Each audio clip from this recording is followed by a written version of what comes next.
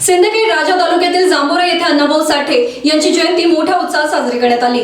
यावेळी जांभोरा नगरीच्या सरपंच शकुंतला बबनराव खरात यांच्या हस्ते प्रतिमेचे पूजन करण्यात आले। यावेळी राष्ट्रवादीचे नेते बीडी खरात, किसनराव शिवाय, उपसरपंच बाजीराव खरात, ग्रामपंचायत सदस्य बबन खरात, गजानन खरात, आकाश तौर, अण्णाभाऊ साठे मित्रमंडळ व सर्व सदस्य उपस्थित होते। 2 मिनिट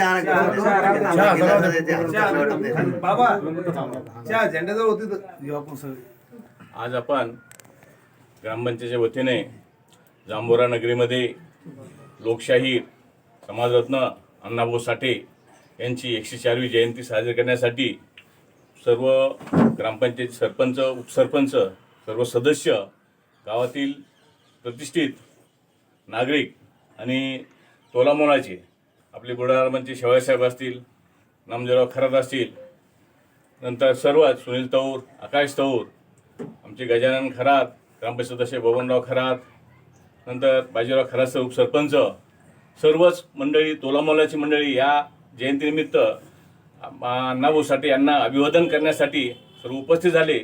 त्याबद्दल ग्रामपंचायत वतीने मी त्यांचं सर्वांचं सहर्ष स्वागत करतो आणि आभारसुद्धा व्यक्त करतो।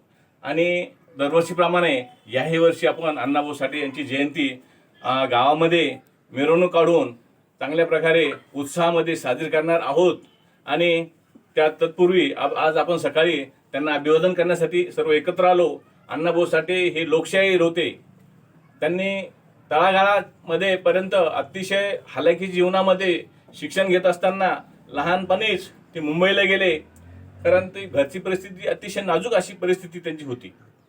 तरीसुद्धा लिहिता वाचता येत नव्हतं, लवकरच शाळा सोडली, परंतु त्यांनी त्यांच्या पोवाड्याच्या माध्यमातून, कथासंग्रहाच्या माध्यमातून लोकांना, सर्व समाजांना जे समाज प्रवाहाच्या बाहेर आहे त्यांना प्रवाहात आणण्यासाठी समाज प्रबोधन केलं।